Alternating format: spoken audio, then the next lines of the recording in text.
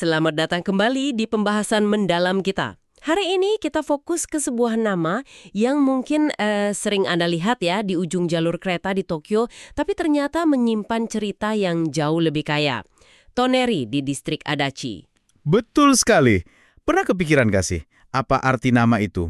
Atau ya, kisah apa aja yang ada di balik stasiun terakhir Nippori Toneri Liner? Memang sebelum ada jalur kereta yang baru itu yang buka tahun 2008, Toneri ini kesannya agak terpencil ya, kayak pulau terpencilnya Tokyo gitu. Iya, agak jauh rasanya. Tapi kalau kita gali lebih dalam, wah ternyata area ini lapisannya banyak banget. Sejarah, legenda dari zaman kuno sampai modern. Jauh deh dari sekadar ujung rel kereta. Tepat. Nah, kita akan coba kupas nih temuan-temuan menarik dari catatan sejarah lokal, cerita rakyat turun-temurun, sampai ulasan tempat wisata unik dan blog perjalanan juga. Iya, hijaunya. Supaya Anda dapat gambaran yang lebih dalam gitu ya, tentang sisi lain Toneri yang mungkin kelewat. Siap nih kita menjelajahi sejarah dan permata tersembunyi Toneri? Mari kita mulai. Mari. Oke, kita mulai dari yang paling dasar dulu deh. Teka-teki pertama. Apa sih arti Toneri ini? Sumber-sumber kita ngasih beberapa kemungkinan yang cukup beragam dan menarik. Betul. Kata toneri, shatoni, itu sendiri, secara harfiah, dalam bahasa Jepang kuno artinya jelas. Itu pelayan, pengawal, atau pejabat tingkat rendah. Oh, staf istana gitu ya? Ia yang melayani keluarga kaisar atau bangsawan tinggi. Semacam itulah. Nah, pertanyaannya kan, kenapa nama jabatan kuno ini malah jadi nama tempat di Adachi? Disinilah ceritanya jadi seru, karena versinya ada beberapa. Oke, apa aja tuh versinya? Yang paling legendaris dan paling tua, itu kaitannya sama Pangeran Shotoku. Ini tokoh penting banget di sejarah awal Jepang, abad ke-7 lah kira-kira. Konon, beliau itu pernah ke wilayah Kanto, menyamar gitu. Terus ada penduduk lokal yang pinter nih, namanya kebetulan Toneri. Dia mengenalin sang pangeran. Wah. Terus, sebagai penghargaan, Pangeran Shotoku menamai daerah itu Toneri. Ini cerita yang paling sering dikutip, yang paling tua. Oke, itu versi pertama. Legendaris banget ya. Terus kalau kita lompat nih, beberapa abad kemudian, ke zaman Sengoku. Itu zaman perang saudara di Jepang, abad 15-16. Muncul teori lain. Ada catatan soal klan samurai lokal, namanya juga Toneri. Katanya mereka punya benteng atau ya semacam kastil kecil di area ini. Jadi dari nama klan penguasa lokal. Bisa jadi. Nama tempat dari nama keluarga yang berkuasa di situ. Itu kemungkinan kedua. Terus ada lagi penjelasan yang lebih pragmatis, berdasarkan kondisi geografis. Gimana tuh? Ada ahli bahasa yang menduga ini gabungan kata kuno. Tone artinya bisa tanah berbatu atau tandus. Sama iri artinya lembah atau teluk kecil. Jadi Tone iri, lembah tandus? Iya, Tone iri, yang lama-lama pengucapannya geser jadi Toneri.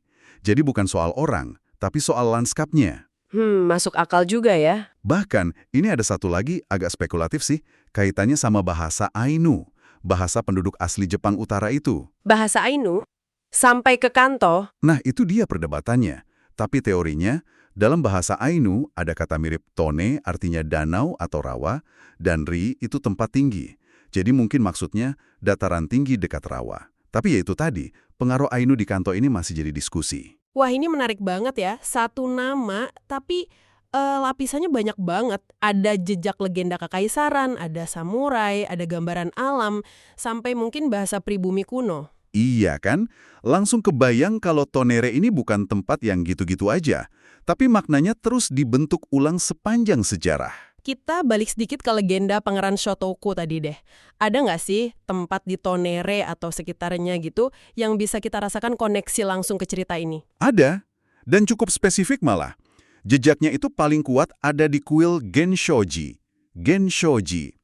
Lokasinya memang nggak persis di Tonere, tapi di Iria, tetangganya. Tapi hubungannya erat banget. Kenapa di kuil itu? Karena di kuil inilah disimpan dokumen kuno berharga namanya Taishido Enji.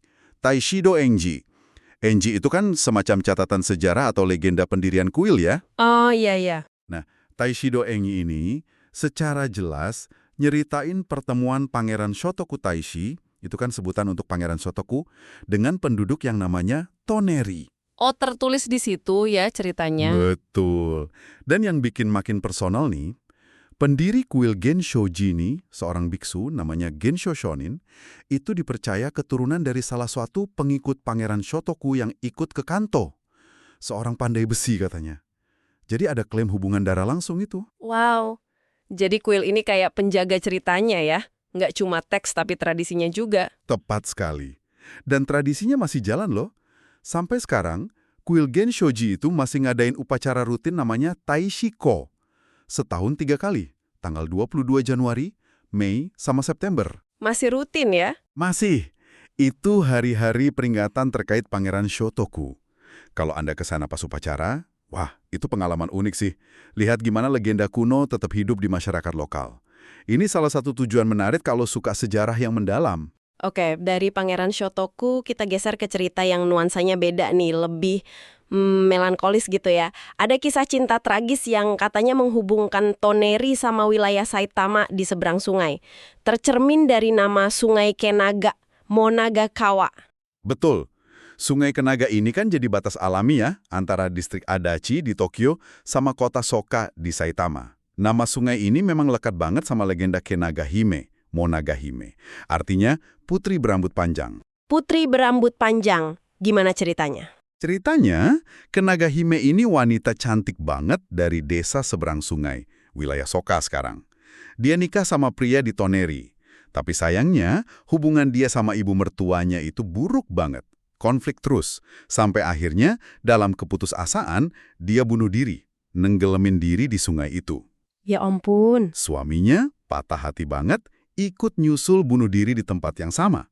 Nah konon, rambut hitam panjangnya yang indah itu kan namanya kenaga ya. Rambut panjang yang hanyut di sungai, itu yang akhirnya ngasih nama ke sungai itu. Kisah yang sedih banget, terus gimana masyarakat meresponnya? Ada penanda atau apa gitu? Nah, untuk menenangkan arwah pasangan ini, penduduk di kedua sisi sungai itu bangun kuil. Di sisi Adachi Tokyo, dibangun kuil Toneri Suwa, Satone Suwa Jinja. Uniknya, kuil ini madepnya ke timur, ke arah Saitama. Sementara di sisi Saitama dibangun kuil Kenaga, Kenaga Jinja. Nah, kuil ini madepnya ke barat, ke arah Toneri. Loh, jadi kedua kuil itu kayak saling hadap-hadapan nyebrangin sungai gitu. Itu, wah, gambaran yang kuat banget. Iya kan? Seolah-olah kedua kuil, atau mungkin arwah yang mereka wakili, itu terus saling memandang penuh kangen gitu. Tapi dipisahkan sungai. Tema perpisahan ini makin kuat lagi sama cerita lain di kuil Toneri Suwa. Ada cerita apa lagi? Ada cerita Meotosugi, Fufusugi. Itu sepasang pohon cemara besar, tumbuh sebelahan kayak suami istri. Konon pas zaman Edo ada pembangunan kanal irigasi besar. Kanalnya itu misahin kedua pohon ini. Nggak lama setelah kepisah, dua-duanya layu terus mati. Ya ampun, jadi tema cinta dan perpisahan ini kayaknya nempel banget ya di Toneri. Selain cerita-cerita ini, kuil Toneri Suwa sendiri ada yang menarik nggak dari bangunannya atau apa gitu? Tentu, bangunan utama kuil Toneri Suwa yang sekarang ini itu dibangun tahun 1836. Yang istimewa itu ukiran kayunya. Detail banget indah, sampai ditetapkan jadi cagar budaya berwujud sama pemerintah distrik Adachi. Wow, ukirannya ya? Iya, jadi kuil ini bukan cuma tempat ziarah legenda aja, tapi juga contoh bagus arsitektur sama seni ukir akhir zaman Edo yang bisa Anda lihat langsung. Oke, dari kisah-kisah yang menyentuh hati ya, legenda pangeran, cerita cinta tragis, sejarah Toneri, lalu belok nih ke arah yang lebih keras. Iya. Sekarang kita ngomongin konflik, perang. Taman Toneri yang kita kenal sekarang, tempat orang santai, olahraga, ternyata dulunya medan yang beda banget ya? Tepat sekali.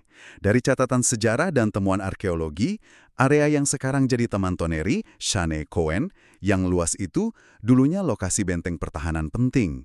Namanya Kastil Toneri, Shane Jokaku. Kastil, di situ. Iya, bukan cuma pos jaga kecil. Ini bagian dari jaringan pertahanan luar Kastil Edo di zaman Sengoku. Waktu itu di bawah kendali klan Hojo akhir yang kuat banget itu. Markasnya di Odawara. Jadi taman luas ini dulunya benteng strategis buat melindungi Edo dari utara gitu. Betul, penguasa kastilnya tercatat namanya Toneri Genta Saemon Tsunetada. Dia ini bawahannya Toyoma Tsunakage, jenderal penting Hojo yang megang wilayah sekitar Edo. Jadi Kastil Toneri ini kayak garda depan lah. Terus gimana nasib kastilnya? Masih ada sisanya nggak? Sayangnya, nggak ada sisa bangunan fisik yang jelas ya sekarang. Nasibnya berakhir tragis. Waktu pertempuran Konodai kedua. Itu salah satu perang besar di pertengahan abad ke-16. Klan Hojo lawan aliansi klan Satomi dan Uesugi. Perang besar ya? Iya, sengit banget. Nah, dalam pertempuran itu, si Toneri Tsunetada ini, bareng komandannya Toyomatsu Nakage, gugur. Bertahan di wilayah itu. Jadi kemungkinan besar kastilnya hancur atau ditinggalkan setelah itu ya. Gila juga ya, kontras banget ngebayangin taman yang damai sekarang, dulunya lokasi perang dan benteng. Betul banget. Jadi, kalau Anda lagi jalan-jalan atau piknik di Taman Toneri, terus tahu latar belakang ini, rasanya pasti beda. Ini ngingetin kita soal lapisan sejarah yang seringkali ya tersembunyi aja di bawah landscape modern kita. Mari kita pindah ke sisi modern Toneri nih, terutama taman-tamannya yang sekarang jadi daya tarik. Tadi kan udah disinggung Taman Toneri ini bekas kastil, tapi pembangunan tamannya sendiri punya cerita unik juga kan ya? Nggak ujuk-ujuk jadi taman gitu aja. Oh iya, sejarah Taman Toneri modern ini lumayan berliku loh. Rencananya udah ada jauh sebelum Perang Dunia Kedua, sekitar tahun 1940-an. Dulu, Tokyo punya rencana besar bikin sabuk hijau keliling kota. Nah, area Toneri ini direncanain jadi sabuk hijau pencegah bencana. Pencegah bencana, maksudnya gimana? Jadi ruang terbuka buat evakuasi. Terus biar api nggak gampang nyebar kalau ada serangan udara atau gempa besar gitu. Persiapan lah. Oke, terus? Tapi Perang Pasifik kan mengubah semua ya. Lahan yang udah disiapin itu malah dialihfungsiin jadi lahan pertanian darurat buat pasokan makanan waktu perang. Banyak petani yang garap di situ. Nah, setelah perang selesai, ada kebijakan reformasi agraria kan, itu ngasih hak milik tanah kepada petani penggarap. Loh, jadi tanah yang tadinya mau jadi taman, malah jadi punya petani. Wah, rumit dong urusannya. Rumit banget. Pas pemerintah Tokyo mau lanjutin proyek taman lagi, ya mereka harus nego dan beli lagi lahan itu dari para petani yang udah jadi pemilik sah. Proses pembebasan lahannya ini makan waktu puluhan tahun. Puluhan tahun, lama juga ya? Iya. Makanya Taman Toneri itu baru bisa dibuka sebagian tahun 1981, terus dikembangin bertahap. Nah, baru pas ada jalur kereta Nippori Toneri Liner tahun 2008 itu, akses ke taman ini jadi gampang banget. Jadi ya, di balik hijaunya taman, ada sejarah perjuangan lahan yang panjang. Oke. Selain Taman Toneri yang luas, itu ada satu lagi taman di Toneri yang ciri khasnya nyolok banget nih, sering dibicarain orang. Taman yang ada patung Oni merah raksasa. Anda pasti maksudnya Taman Toneri Iki-Iki Makiki Park, ya? Yang memang lebih dikenal sebagai Taman Oni, Oni Goeng. Bener banget. Daya tarik utamanya ya perosotan gede bentuk Oni iblis atau raksasa Jepang itu warnanya merah nyala. Gede banget ya katanya. Lumayan gede dan desainnya unik. Mulut Oninya itu jadi ujung perosotan. Terus selain Oni, taman ini juga unik karena banyak mainan sama patung lain yang temanya cerita rakyat Jepang klasik. Oh ya, ada apa aja? Ada patung Momotaro si anak persik, ada kelinci sama tanuki dari cerita Kachi Kachiyama, ada kura-kura dari Urashima Taro. Jadi anak-anak sambil main bisa sekalian kenal karakter cerita rakyat gitu. Seru deh. Kedengerannya beda banget ya dari taman biasa. Gimana respon pengunjung biasanya? Dari ulasan-ulasan sih kebanyakan positif banget ya.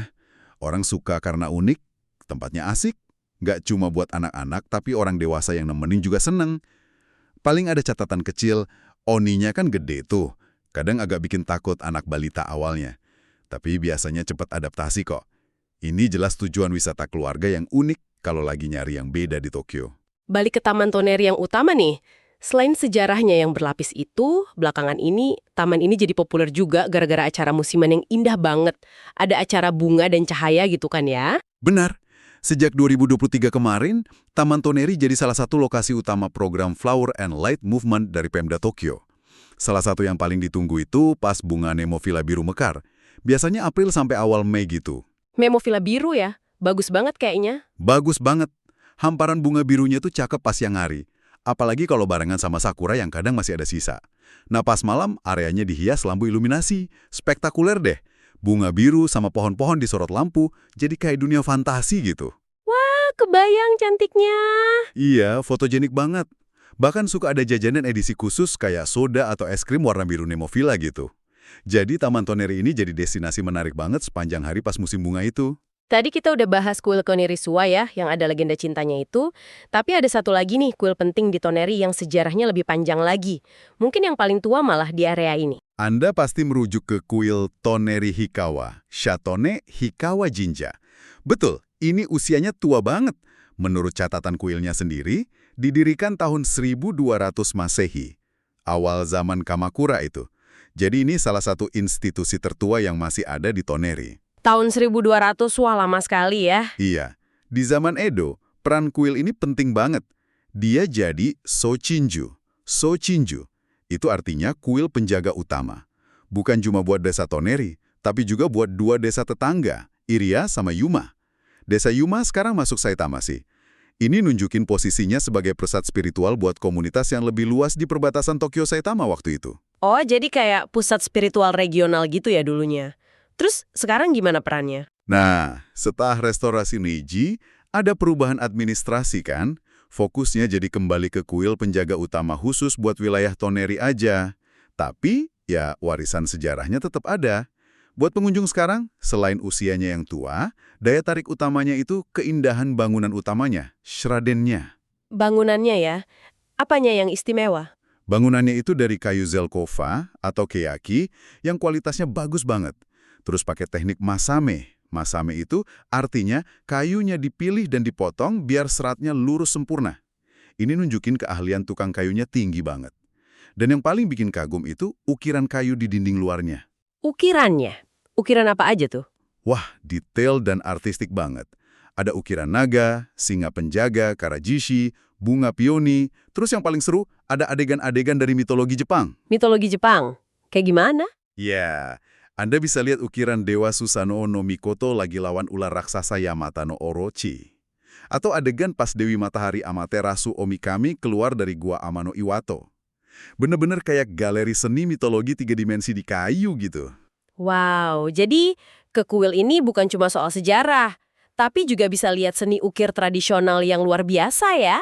Pantesan ukirannya jadi cagar budaya juga. Tepat banget, ukiran-ukiran ini udah resmi terdaftar sebagai cagar budaya berwujud distrik Adachi. Jadi kuil Toneri Hikawa ini wajib kunjung sih buat Anda yang tertarik sejarah panjang, arsitektur kayu tradisional, sama seni ukir Jepang. Tempat yang penuh makna dan keindahan. Jadi kalau kita rangkum nih dari penjelajahan kita hari ini, gambaran soal Toneri jadi jauh lebih kaya ya. Jelas banget bukan cuma nama stasiun di ujung rel. Benar sekali. Kita mulai dari nama Toneri aja udah misteri kan. Banyak kemungkinan asal-usulnya. Ada legenda Pangeran Shotoku, klan samurai, kondisi alam, sampai bahasa kuno. Masing-masing ngasih perspektif beda soal identitas awal daerah ini. Terus kita lihat gimana legenda itu hidup. Ada Pangeran Shotoku yang jejaknya dirawat di kuil Genshoji, ada kisah cinta tragis Kenaga Hime yang kerasa banget di Sungai Kenaga, sama dua kuil yang saling tatap itu, kuil Toneri Swat dan kuil Kenaga. Ditambah lagi cerita pohon cemara yang kepisah di kuil Swa. Iya, sedih tapi menarik ya. Terus kita lompat ke zaman perang. Ternyata Taman Toneri yang adem ayem itu, dulunya lokasi Kastil Toneri. Saksi bisu pertempuran samurai. Kontrasnya itu loh, luar biasa antara dulu dan sekarang di tempat yang sama. Sisi modernnya juga punya cerita sendiri, ada Taman Toneri Ikiki, sama Oni raksasanya yang unik itu, tema cerita rakyatnya juga. Terus Taman Toneri Utama, yang ternyata proses pembangunannya aja udah cerita sendiri ya, soal lahan pasca perang. Sekarang malah jadi kanvas indah buat acara bunga dan cahaya. Betul. Dan tentu saja, kuil Toneri Hikawa yang udah berdiri kokoh lebih dari 800 tahun. Bukan cuma pusat spiritual, tapi juga galeri seni ukir kayu yang nyimpen mitologi leluhur kita.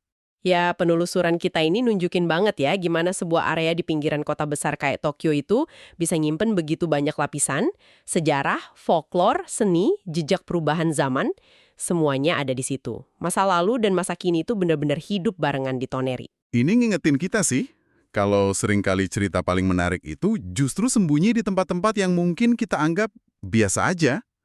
Tiap sudut kota itu punya narasinya sendiri, asal kita mau luangin waktu buat dengerin. Mungkin banyaknya versi asal-usul nama Toneri itu justru cerminan ya, gimana tiap zaman tuh butuh cerita yang beda buat ngasih makna ke tempat ini. Nah sekarang, setelah terhubung erat sama jantung Tokyo lewat kereta modern, kira-kira narasi apa ya yang lagi dibangun Toneri buat dirinya sendiri? Pertanyaan bagus itu. Identitas apa yang bakal dia tunjukin ke dunia di masa depan? Nah, ini pertanyaan menarik buat kita pikirin bareng-bareng. Sampai jumpa di pembahasan mendalam berikutnya.